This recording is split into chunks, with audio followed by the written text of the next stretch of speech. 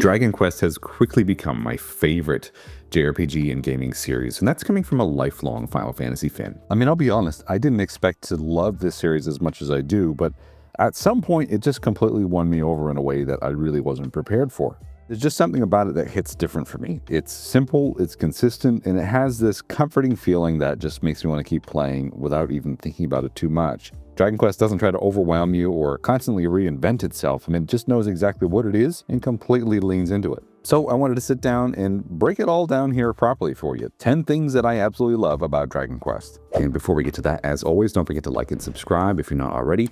Leave your thoughts down below. What do you love about Dragon Quest? I would love to know. And let's kick it off with the very first thing, which is going to be the vibes. Man, I love the vibes of this series.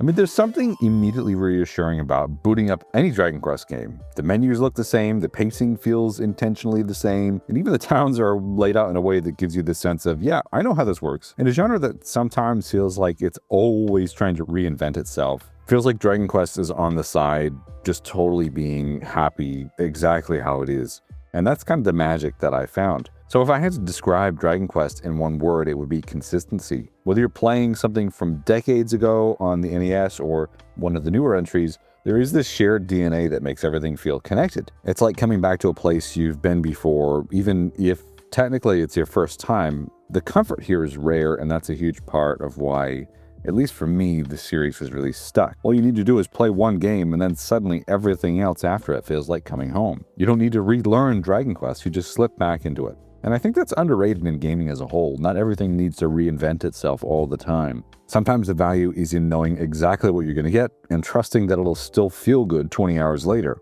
And Dragon Quest has been doing that for decades, and obviously it still works. Next up is going to be the art of Dragon Quest. Now, if you know anything about this series, Akira Toriyama is the illustrator behind all of this. And I didn't know about Dragon Quest growing up. I was a Dragon Ball Z fan, and there's some sort of familiarity there once I actually latched onto the series, which admittedly I didn't know anything about until later on in life. And same thing with Chrono Trigger as well. He did the key art for the characters in Chrono Trigger. There's just like this real sense of like coming home when you see this artwork. It just feels great, and I love to see the consistency throughout the entire series.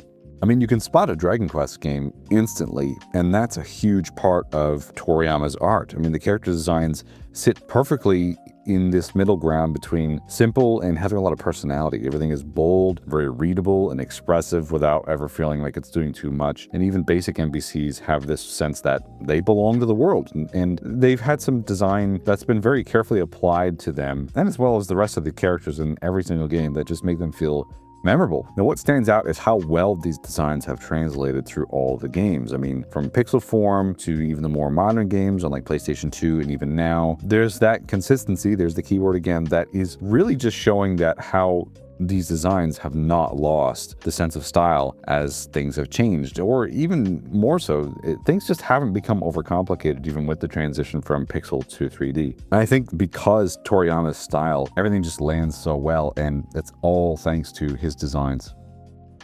Now, the music of Dragon Quest has this interesting way of sticking in your head without even realizing it. You'll hear a town theme once, and suddenly it's just living in your brain for the rest of the day. These compositions feel classic in like the most truest sense, so everything just feels right regardless of what entry you're playing. And a lot of that approach comes down to Koichi Sugiyama, the composer, longtime composer here. The music does not overpower the experience at all.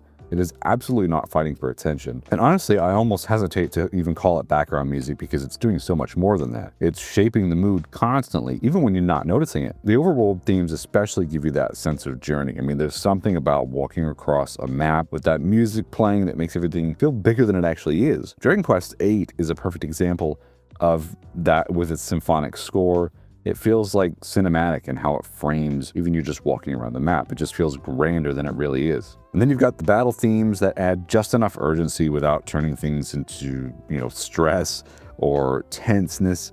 And some of the more quiet tracks that give towns and story moments space to breathe just feel right and very atmospheric in a good way. And the funny thing is that you only realize how important it is when you hit mute on your TV or just remove the music altogether.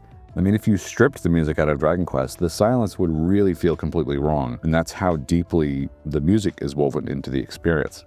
Now, you can't talk about Dragon Quest without talking about the slime.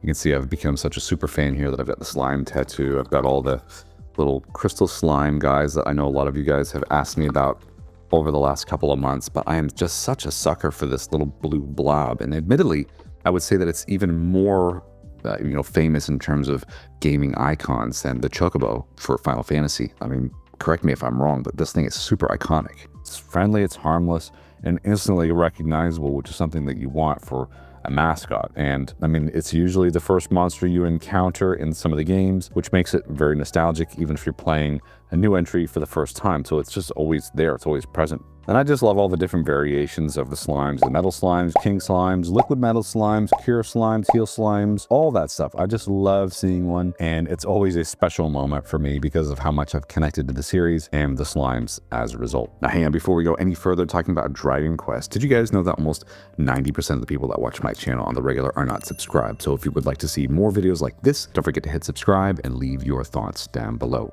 So more Dragon Quest right now. Next up is the classic turn-based combat. I mean, there's absolutely no gimmick here. This is just solid, straightforward turn-based combat that works.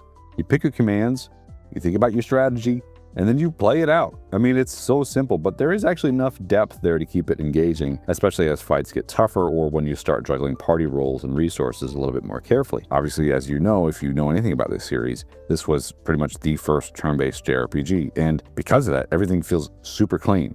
You always understand what's happening on the screen. Even in some of the busier, chaotic fights, there's always something really satisfying about how this game plays out with battles. And when you win a tough battle, it doesn't feel like you survived or whatever. I mean, it just feels earned, like you made all the right decisions, you managed your resources properly, and you got rewarded for it. And this is a really great sense of accomplishment that you can feel, especially with some of the more difficult battles and mastering your buffs, debuffs, all that fun stuff. It's such a great key part of Dragon Quest and what makes it so special and unique.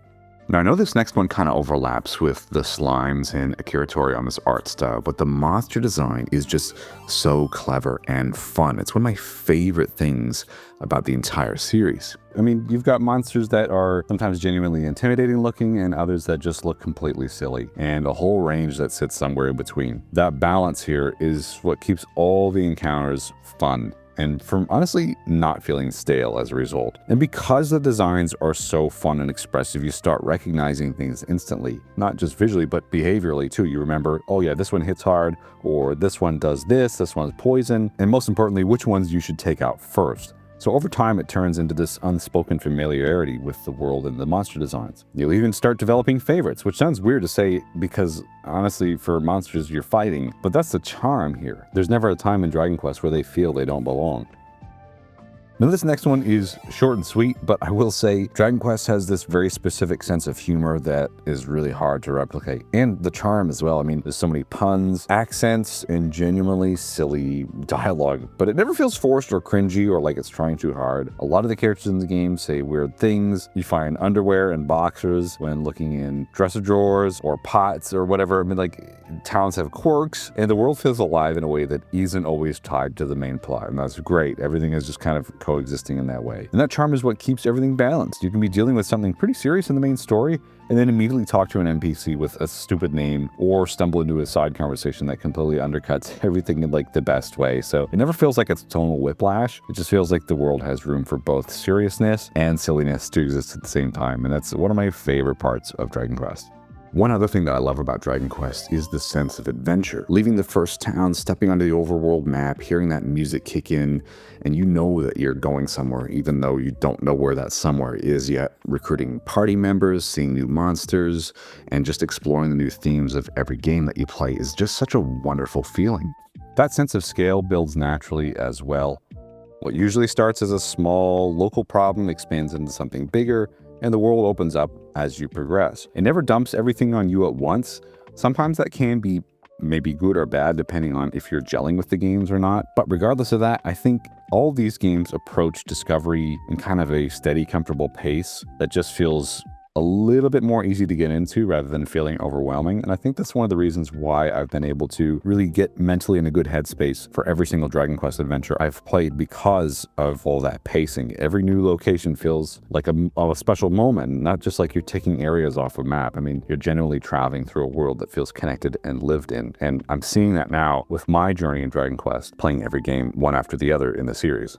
Now, next is consistency. Again, this is the key word of today's video, and I've mentioned this in some other Dragon Quest videos as well, but in a lot of long-running series, consistency can sometimes be seen as maybe a lack of innovation, but with Dragon Quest, I genuinely feel like it's the opposite. I would say it's more of a strength. You know exactly what you're getting, and that's exactly why people keep coming back. The structure, the tone, the gameplay systems, everything feels familiar without ever feeling stale, at least for me. That consistency also makes everything feel connected, even when the stories themselves are unrelated. You're not constantly relearning how the game works, you're building on knowledge you already have, and that's what makes it special. Once you play one, again, like I said before, it feels like you're coming home. Now that's what I really love. You sit down and you already kind of know how it works, and that's part of why it's so relaxing to play. There's no friction. It just works.